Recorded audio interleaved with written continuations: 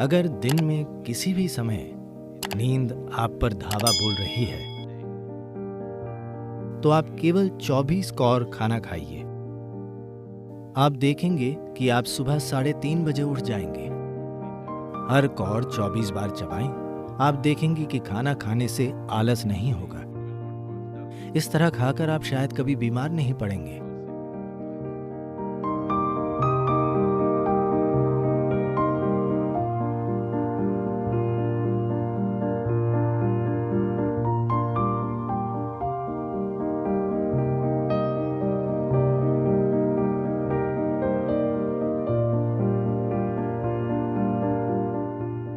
तो हर बार जब आप ध्यान करने बैठते हैं और अगर आपको नींद आने लगती है तो मैं चाहता हूं कि सबसे पहले आप ये समझें कि ये क्या है। ज्यादातर लोग नहीं, दुनिया में बहुत से लोग अगर वे सोना चाहें तब भी वो सो नहीं सकते। हाँ, बहुत से लोग बिस्तर पर लेटते हैं और सोने की बहुत कोशिश करते हैं पर सो नहीं पाते। उन्हें नींद की गोली खानी पड़ती है। धरती पर लाखों करोड़ों लोगों की यही हालत है। तो अगर दिन में किसी भी समय नींद आप पर धावा बोल रही है तो एक मुख्य बात यह है कि आप अपनी सेहत की बुनियादी जांच करें। ये देखें कि आपके सिस्टम में कुछ गड़बड़ तो नहीं है। आप किसी खास शारीरिक परेशानी से गुजर रहे हैं। आपने गौर किया है कि आप ठीक नहीं हैं। जब आप ठीक नहीं होते आप सामान्य से बहुत ज़्यादा सोते हैं, है ना? क्योंकि शरीर में कुछ ऐसा हो रहा है जिससे दूसरे कामों के लिए पर्याप्त ऊर्जा नहीं बचती है। शरीर आराम चाहता है, ये पहली चीज़ है। दूसरी चीज़ है वो खाना जो आप खाते हैं। तो अगर आपको ये करना चाहिए। आमतौर पर जो लोग योग के मार्ग पर हैं उनके लिए आप जानते हैं क्या कहा जाता है। आपको सिर्फ 24 कौर ही खाने चाहिए। ये मैं सबके लिए नहीं कह रहा हूँ। अगर आप गौर कर रहे हैं कि आपको दिन भर नींद आती है तो आप केवल 24 कौर खाएं, यानी 24 बार मुंह में कौर भरें। 24 क्यों? मैं अभी उस संख्या की बात नहीं करूंगा, पर उसके पीछे एक विज्ञान है। आप 24 कौर ही खाइए। मुंह भरने का मतलब ये नहीं है।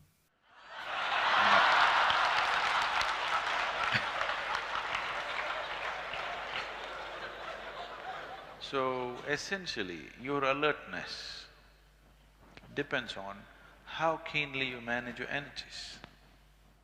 तो असल में आपकी सतर्कता इससे तय होती है कि आप अपनी ऊर्जा को कितने अच्छे से संभालते हैं। और अगर आप ध्यान करना चाहते हैं तो ये महत्वपूर्ण है। 15 मिनट शून्य ध्यान नहीं। अगर आप अपनी जीवन प्रक्रिया में ध्यानमय होना चाहते हैं तो ये सतर्कता केवल मन की सतर्कता नहीं, आपकी ऊर्जा की सतर्कता। आपकी ऊर्जा भी सतर्क हो। इसे सतर्क रखने के लिए ही आप साधना कर रहे हैं। तो इसकी मदद के लिए आप 24 कौर ही खाते हैं। रात के खाने से कोशिश करें, या आप इसे कल से करना चाहते हैं? क्या हम इसी डिनर में कोशिश करें या फिर कल? अब अगर आप 24 कौर खाएं, सामान्य साइज के कौर, तो आप देखेंगे कि आप सुबह 3:30 पर उठ जाएंगे।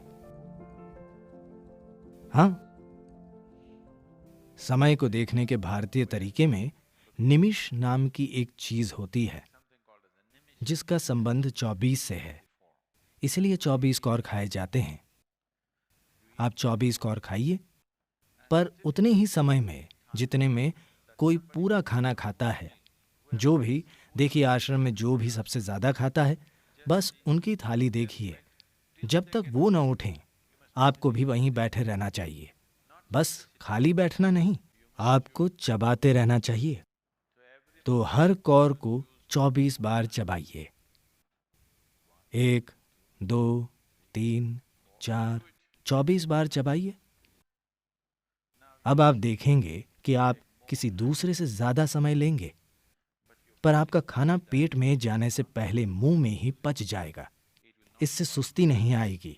अगर आप अपना भोजन पर्याप्त चबाते हैं तो आप देखेंगे कि ये खाने से आलस नहीं पैदा होगा, अगर इसे मुंह में चबाया जाए तो आप सुबह 3:30 पर उठ जाएंगे। मैं क्या करूंगा सद्गुरु? वही जो आपने पूछा, ध्यान कीजिए।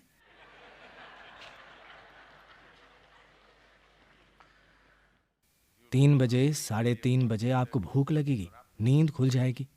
एक गिलास पानी पीकर बैठ जाइए।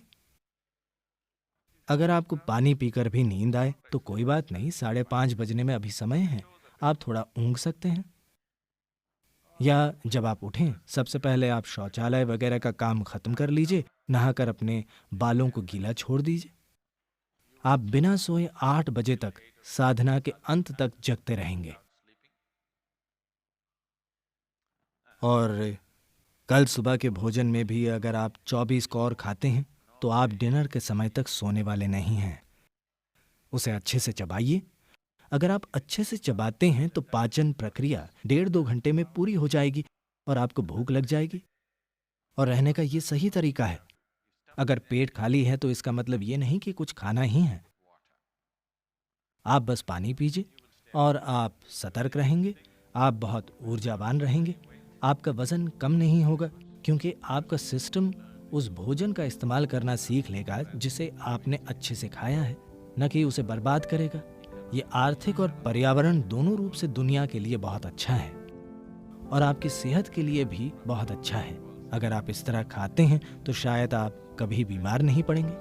तो 24 कौर भोजन को आपको 24 बार चबाना चाहिए, हर कौर को पूरी तरह। इससे पहले कि आप इसे निगलें, इसे पेस्ट जैसा हो जाना चाहिए। आप देखेंगे कि आपको इसका बहुत फायदा होगा। आप ध्यान कर पाएंगे।